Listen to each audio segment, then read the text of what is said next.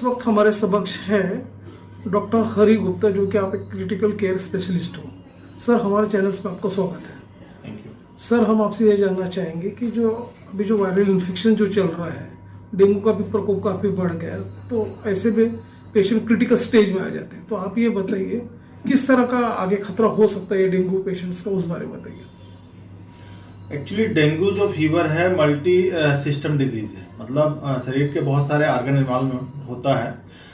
ज़्यादातर क्या होता है, बुखार आता है, कुछ दिन रहता है और वो ठीक हो जाता है। कुछ पेशेंट में प्लेटलेट्स कम हो जाते हैं, तो वो मैक्सिमम टाइम तो अपने आप रिकवर हो जाते हैं। कभी कभार हमें मेडिसिन देने की ज़रूरत पड़ती है और कई बार प्लेटलेट चढ़ाने की ज़रूरत पड़ती है। और यदि पेशेंट खतरा तब रहता है ज़्यादातर जब पेशेंट कोई सपोज कोई ब्लड थिनिंग एजेंट पे हो, यानी जैसे इकोस्प्रिन हो गया, इसके साथ यदि पेशेंट को थ्रोम्बोसाइटोपेनिया प्लेटलेट कम होता है तो उसमें खतरा ज़्यादा बढ़ जाता है। इसलिए पेशेंट को एडमिट करना पड़ता है और प्लेटलेट चढ़ाना पड़ता है।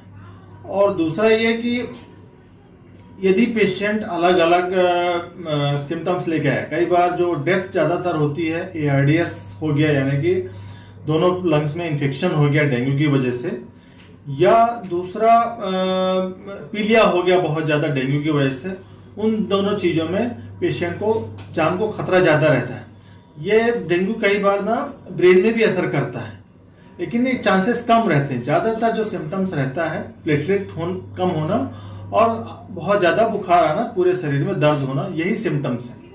इनसे वैसे जान को खतरा कुछ भी नहीं रहता। पेशेंट यदि अच्छे से हाइड्रेशन रहे, यानी वो एडिक्वेट अमाउंट ऑफ पानी पीता रहे, तो खतरा कम हो जाता है। हॉस्पिटलाइजेशन के बाद भी हम उन्हें ज़्यादा से ज़्यादा IV फ्लूइड ही देते हैं ताकि कोई कॉम्प्लिकेशन ना हो। सर, हम आपसे ये भी जानना चाहेंगे कि जो कोमॉर्बिडिटी पेशेंट जो होते हैं, जिनकी लो इम्यूनिटी होती है, ऐसे पेशेंट को यदि डेंगू से ग्रस्त हो जाते हैं तो आप बताइए उनको कितना एक रिस्क फैक्टर होता है, उस बारे में बताइए। देखिए, इम्यूनो कम्प्रोमाइज पेशेंट या डायबिटीज पेशेंट या हार्ट के पेशेंट, किडनी के पेशेंट यदि एडमिट होते हैं डेंगू के साथ, क्योंकि वो बॉर्डरलाइन ऑर्गन डिस्फंक्शन होता है उनमें, तो कोई भी यदि बीमारी हुई तो वो असर ज़्यादा डालती है। उनके ठीक होने के चांस जो रहते हैं नॉर्मल पेशेंट से थोड़ा कम रहते हैं।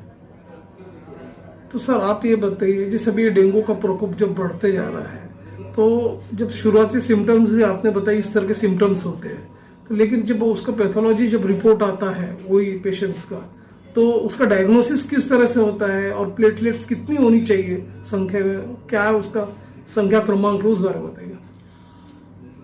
एक्चुअली डायग्नोसिस तो अपन टेस्ट करके करते हैं, ब्लड टेस्ट, एंटीबॉडी टेस्ट करते हैं। NS1 एंटीजन रहता है, IgM एंटीबॉडी टेस्ट रहता है। यदि दोनों में से एक भी पॉजिटिव है तो अपन ये समझते हैं कि पेशेंट को डेंगू हो गया है। कई पेशेंट में पुराना डेंगू रहता है, IgG एंटीबॉडी, तो वो सिर्फ यदि IgG एंटीबॉडी यदि पॉजिटिव रहे तो वो रिसेंट इन्फेक्शन नहीं माना जाएगा।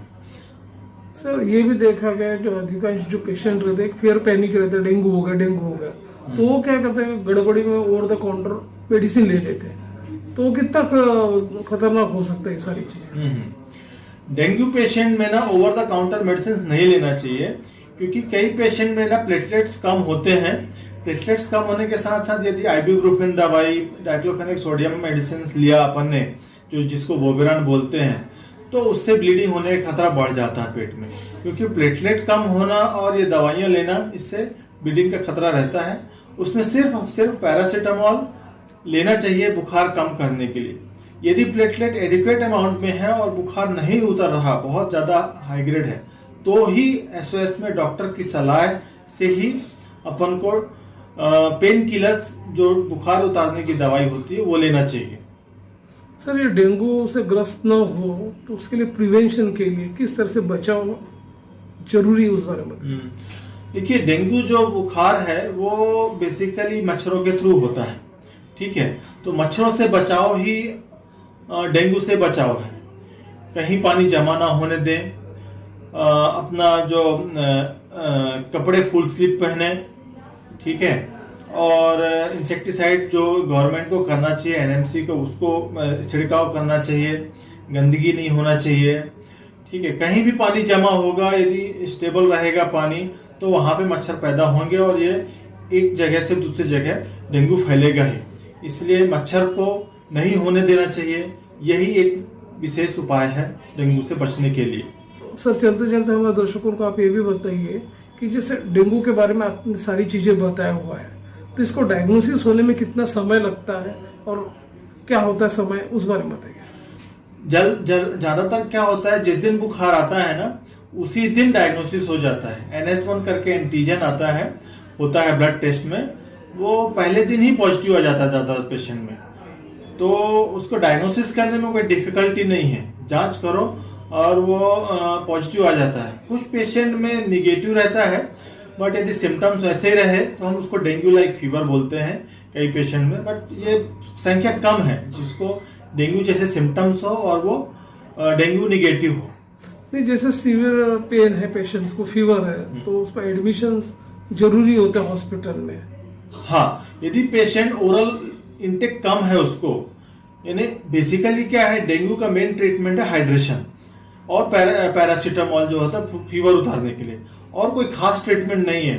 हाइड्रेशन यदि पेशेंट को बराबर नहीं मिल रहा है तो हॉस्पिटलाइजेशन बहुत जरूरी है, क्योंकि यदि डिहाइड्रेशन हुआ तो उसके कॉम्प्लिकेशन बढ़ सकते हैं। डेंगू जब हमारे यहाँ कॉम्प्लिकेटेड डेंगू होते हैं तब as a critical care specialist मैं बताना चाहूँगा कि डेंगू में जब कोई कॉम्प्लिकेशन हो गया तो हमारा रोल आता है। जब पेशेंट आईसीयू में शिफ्ट हो जाता या कोई जैसे प्लेटलेट बहुत कम हो गए, उसके पेशाब कम हो गया, उसको पीलिया हो गया, ज़्यादा सांस की तकलीफ हो गई, या ब्रेन में कुछ उसका डेंगू चढ़ गया, तो हमारे आईसीयू में पेशेंट होते हैं उसके हिसाब से हमें ट्रीट करना पड़ता है। बाकी हमारे आईसीयू में कोई भी क्रिटिकल पेशेंट, जैसे हेड इंजरी का पेशेंट हो गया, मस्तिष्क ज्वर का पेशेंट हो गया, अस्थमा का पेशेंट हो गया, डायबिटीज अनकंट्रोल्ड डायबिटीज हो गया, कोई भी वेंटिलेटर पेशेंट जिसको जो सीरियस पेशेंट है वो हम लोग देखते हैं और हम उसको ठीक करने की कोशिश करते हैं। हमारी टीम रहती है पूरी, हमारे बहुत सारे डॉक्टर हैं हमारे अंडर, वो पूरा ध्यान देते हैं और मैं उनको सुपरवाइज करता हूँ।